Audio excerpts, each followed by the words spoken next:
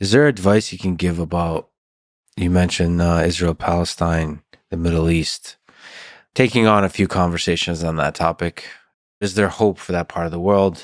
And from that hope, is there some advice you could lend? Yeah, I think there's hope. Then I got friends on both sides, and also when after I left the FBI, most people listening to this probably not going to remember who Rodney Dangerfield was. Oh, come on! But he's a comedian. Still doesn't get any respect. Yeah, and New Yorker. Is he a New Yorker? I think he was a New York guy, or like Jersey or something. Yeah.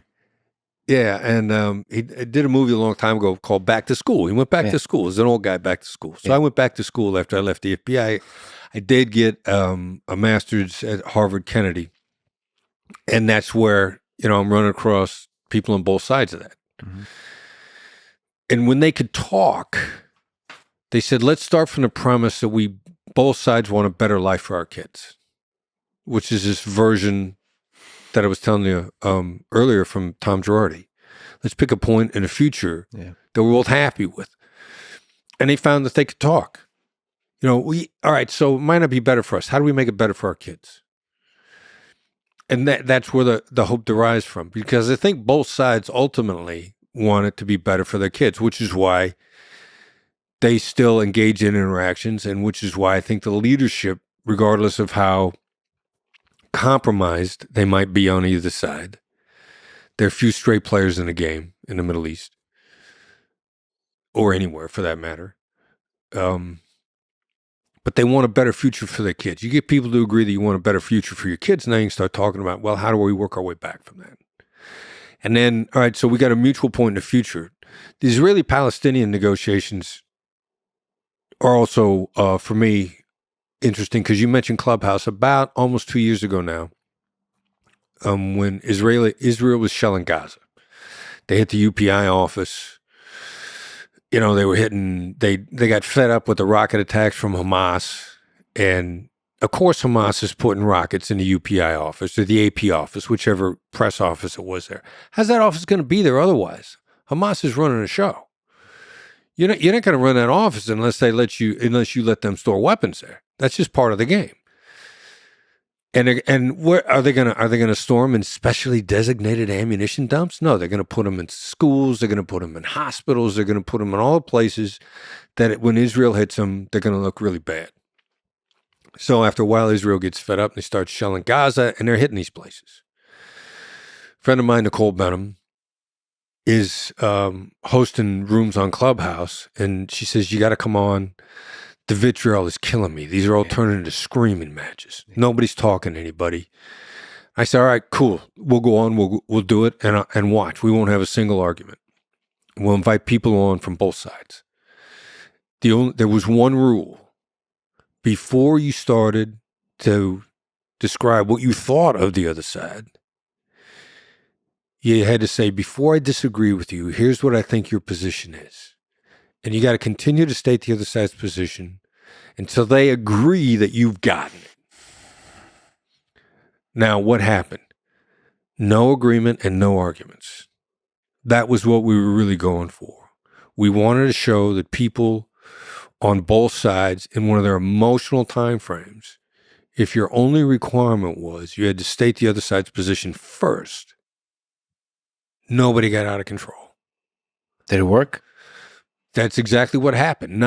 We wanted to show people that you can have conversations that do not devolve into screaming matches with vitriol, talking about how you're dedicated to the destruction of the other side. Just first, see if you can outline where they're coming from. That's really impressive, because I've just, having seen on Clubhouse, people, which part of the reason I liked Clubhouse, you get to hear voices from all sides.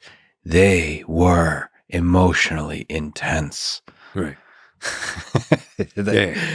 It was, I'm sweating just in the buildup of your story here. I thought it's going to go to hell, but you're saying it kind of worked. Not one person lost control. Now, of the two sides, the people that were speaking on behalf of the Israelis were a little better. Yeah. At articulating supportive positions for the Palestinians. Most of the people who want to speak up on behalf of the Palestinians, they'd want to start in like, you're doing this. And I'd say, no, you can go there, just not yet. Mm-hmm. Before you go there, you can say that all you want. Before you go there, you've got to try to articulate to them where they're coming from. They got to tell you got it right. And what would consistently happen is there's a leveling out of a person to try to see the other side's perspective and articulate it. It's enormously beneficial to the person who's trying to do it, which was really the point that we were trying to make. It's a really interesting exercise. I mean, that by way of advice. So if it works at Clubhouse, for people who don't know, that's like a voice app where you can be anonymous. So it's really regular people, but regular people who can also be anonymous. It could be chaos. If it works there, that's really interesting. For when you sit down for a conversation across the table from somebody, don't have them even steel man the other side. Have them just state the other side. Just explain your understanding of it. Yeah. That's it. And every now and then I would jump in. Like, and as somebody supporting Israel, whoever the heck they were. And they'd say a couple things.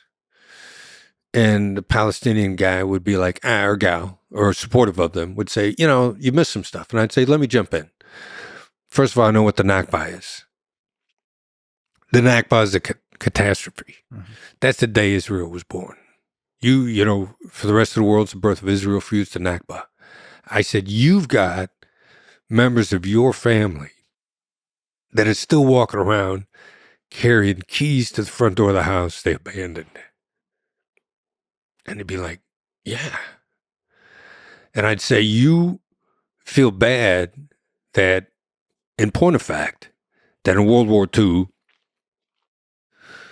the world stood back and watched while the Nazis threw the Jews off a building. The only problem was they landed on you. And they'd be like, yeah. That's where they're coming from. So articulating, deeply what the other side feels is transformative for both people involved in the process.